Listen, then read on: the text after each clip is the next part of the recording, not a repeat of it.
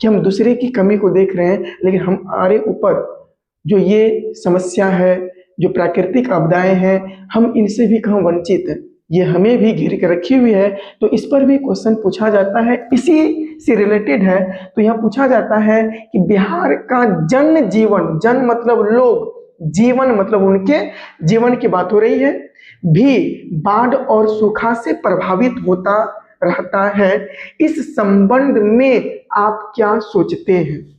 जो बिहार है, ये बिहार की अगर हम बात करें, आप यहाँ नक्शा देख रहे हैं बिहार, ये बिहार को दो भागों में हम बांटकर पढ़ते हैं, क्योंकि जो ये बिहार की नक्शा आप देख रहे हैं, ये बीचों बीच से यहाँ से गंगा नदी निकलती है।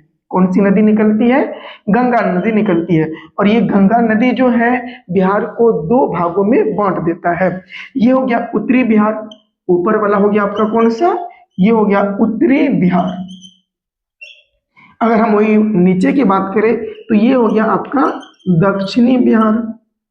तो अगर हम दक्षिणी बिहार और उत्तरी बिहार दोनों के बारे में अगर बात करें, तो ये जो आपके उत्तरी बिहार है, ये बाढ़ से काफी ग्रसित रहता है, बाढ़ से काफी ग्रसित रहता है। प्रत्येक वर्ष इस क्षेत्र में बाढ़ आता है। अगर वहीं हम बात करें दक्षिणी बिहार की बात करें, तो ये आप दक्षिणी बिहार को जब देखिएगा तो ये आपके दक्षिणी बिहार ये सूखा से प्रभावित रहता है काफी। ये हमारे बिहार की समस्या है। अब समस्या है, अगर हम बात करें कि अमेरिका और चाइना, जापान, ये अब पृथ्वी से दूसरे गोलार्ध में जाने की बात कर रहे हैं, और एक बाढ़ है जो हमारे बिहार से ये नहीं जा रहा है। ये जाने की बात नहीं है, ये नेताओं की सबसे बड़ी चाल है। चाल क्यों है? क्योंकि प्रत्येक वर्ष जब बाढ़ आता है तो कई लाख, कई अरब या रुपया फंड में मिलता है। कहा जाता है कि केक कटेगा, सब में बटेगा। तो प्रत्येक वर्ष ये इनका इनकम है, मरता कोई और है और उनका फायदा कोई और उठाता है। ये उठाने का रीजन ये है कि हम जो जनता है, खासकर बिहार के बकलुल है, काहे हमें जैसे वो बताता है हम उनके अनुसार चलते हैं। क्योंकि हमारे संविधान के जो भी अध्यक्ष थे, ये पावर हमें दिया है कि प्रत्येक 5 वर्ष के बाद आपके हाथ में वो पावर रहता है नेता को बदलने का। लेकिन हम लोग एक धारणा मान लेते हैं, ना ना ये जनता, ये जो नेता है आपके लिए बढ़िया है, सिर्फ जाति पाति में यहाँ लड़ाते रहता है। हम लोग कभी भी हम अपने बिहार के विकास की बात ही नहीं करते हैं। जब हम खुद अपने को आगे बढ़ाने के प्रयास ना करें तो लोग क्यों हमें प्रयास करेगा आगे बढ़ाने का? एक बच्चा जब तक रोता नहीं है, माँ उनको दूध नहीं देती है। हम तो बूढ़े हैं ना, हम अपने खुद के हक के लिए हम जब आवाज नहीं उठाएंगे, काहे के लिए होगा? इलेक्शन जब आता है उस समय हम सभी लोग बस 500 रुपया एक बोतल में खुश हो जाते हैं। एक बकरी और खस्सी का दाम 80,000 होता है, सॉरी गाय माल का दाम हमसे भी कई गुना अधिक लगाया जाता है। हम 500 रुपया में, 1000 रुपया में 5 साल के लिए बिक जाते हैं। ये शर्म की बात है। और हम अपने बच्चों के भविष्य के साथ खेलते हैं और दारू पी के जो भी होता है नशा करके हम लोग सोए हुए रहते हैं। जब हम खुद अपने को आगे बढ़ाने का प्रयत्न न करें, तब तक कोई यहाँ पे आगे बढ़ाने के लिए हमें प्रयत्न भी नहीं करेगा। चलिए इस पर क्या है हम बात कर लेते हैं। कहता है कि ढहते विश्वास कहानी में उड़ीसा के जन जीवन की चर्चा की गई है, परंतु हमारे बिहार का भी स्थिति लगभग ऐसा ही है। हम कहाँ दूसरे की बात कर रहे हैं, आप अपने खुद पे भी थोड़ा चर्चा करिए, खुद को भी झांक के देखिए। आप दूसरे को एक उंगली दिखाते हैं, 3 उंगली आपके और घुमावा रहता है, उस 3 उंगली पे आप गौर करिए, बाद बाकी सारी दुनिया बढ़िया है। कह रहा है क्योंकि कोई ऐसा वर्ष नहीं है जिसमें बिहार में सूखा और बाढ़ ना हो। प्रत्येक वर्ष आप उत्तरी बिहार में देखते हैं जहां हम लोगों का जो निवास है, ये प्रत्येक वर्ष बाढ़ से ग्रसित रहता है। और वहीं दक्षिणी बिहार की अगर बात करें, ये सूखे से प्रभावित रहता है। सूखा से तो ज्यादा क्षति नहीं होती है। देखिए सूखा जब भी होगा, हम पटवन करके, है सिंचाई करके हम अपने फसल को हम उनको उगा सकते हैं, हम किसी भी तरह से साधन को हम उनको बना सकते हैं, लेकिन जब बाढ़ आ जाए वही कर, परंतु बाढ़ से बिहार के लगभग आधे से अधिक जिले तबाह हो जाते हैं।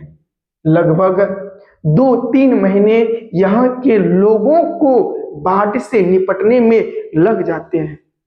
आप सभी लोग परिचित हैं, सभी लोग जाने माने व्यक्ति हैं, बाढ़ से और ग्रसित हुए हैं।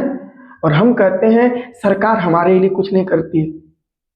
जब तक आप खुद के लिए नहीं करिएगा तब तक आपके लिए कोई नहीं आएगा करने के लिए। सिर्फ होठ पे लाठी रोकने से कुछ होने वाला नहीं है, करना पड़ेगा, कुछ करना पड़ेगा तो आपका जीवन बेहतर होगा। तो यहाँ भी वही बात किया जा रहा है, करा कि जिसका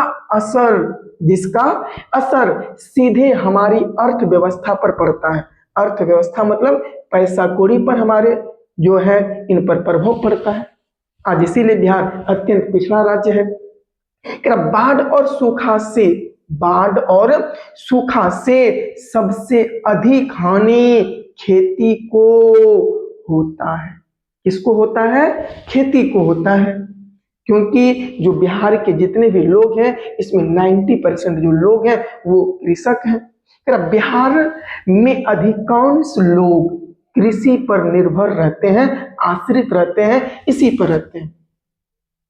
क्योंकि आज देख रहे हैं कोई भी व्यक्ति है बिहार के, उनसे जब पूछा जाता है कि आपका इनकम क्या है, वो कहता है हम खेती करते हैं, बस उससे जो हो जाए वही हो जाता है। इनसे आगे बढ़ने का प्रयास में नहीं करते हैं। और ये सरकार की रीति रिवाज है भाइयों, जब तक आगे हम नहीं बढ़ेंगे वो बॉन्ड नहीं बनवा रहा बढ़िया से, क्योंकि अगर बॉन्ड बनवा देगा एक बार बढ़िया से फिर उनका फंड नहीं आएगा, रुक जाएगा और आप कभी भी लाइन नहीं लगिएगा 5 केजी चावल के लिए और 5 केजी गेहूं के लिए। आप 5 केजी चावल गेहूं के लिए लाइन लग जाते हैं, लेकिन अपने खेतों के ऊपर जो क्षति हो रही है इनके लिए आप आवाज नहीं उठाते हैं। आवाज उठाना पड़ेगा। जब भी कोई नेता आता है उनसे पूछिए कि हमारे क्षेत्र का विकास कब होगा। ये नहीं कि हाँ हमारे जात के हैं, ये है वो है। इनसे आप कभी भी इनसे मत उलझिए कि जात को देख के पात को देख के हम वोट करें, नहीं, जात पात देख के नहीं। आप भली भांति परिचित है कि हमारे संविधान के जो रचयिता हैं वो कहे जाते हैं बाबा साहेब भीमराव अंबेडकर दलित परिवार के थे। वो अपने लिए उन्होंने मेहनत की, तब जाकर वो आज हम लोगों के पूजनीय हैं यहाँ पे। इसलिए बाढ़ और सूखा हमारे बिहार के लिए अभिशाप है। एक बार फिर से पढ़ लेते हैं। ढाते विश्वास कहानी में उड़ीसा के जनजीवन की चर्चा की गई है, परंतु हमारे बिहार का भी स्थिति लगभग ऐसा ही है, क्योंकि कोई ऐसा वर्ष नहीं है जिसमें बिहार में सूखा और बाढ़ न हो। सूखा से तो ज्यादा क्षति नहीं होती है, परंतु बाढ़ से बिहार के लगभग आधे से अधिक जिले तबाह हो जाते हैं। लगभग 2 से 3 महीने यहाँ के लोगों को बाढ़ से निपटने में लग जाते हैं, जिसका असर सीधे हमारी अर्थव्यवस्था पर पड़ता है। बाढ़ और सूखा से सबसे अधिक हानि खेती को होता है। बिहार में अधिकांश लोग क्या हैं? कृषक हैं, यानी कृषि पर निर्भर रहते हैं। इसलिए बाढ़ और सूखा हमारे बिहार के लिए अभिशाप अर्थात श्राप है।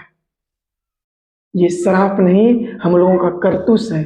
जब हम लोग आगे नहीं बढ़ेंगे कोई आगे बढ़ाने के लिए आएगा नहीं। इसलिए आप अपने बच्चे को शिक्षित करिए ताकि उनके अंदर भी वो कॉन्फिडेंस, वो आत्मविश्वास आए कि नेताओं से वो प्रश्न पूछ सके, न कि वो दुबके रहे पीछे होकर।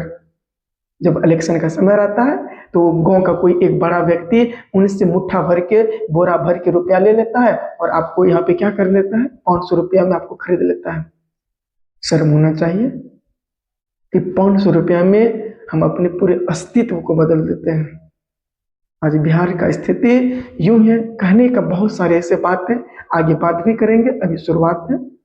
आशा करते हैं कि आपको ये खासकर हम जो बिहार के ऊपर बात किए हैं ये समझ में आया होगा। फिर हम मिलते हैं नेक्स्ट वीडियो में। आपके साथ जो माँ कहानी है इनको लेकर हम मिलते हैं नेक्स्ट वीडियो में। आज के लिए यहीं तक, धन्यवाद।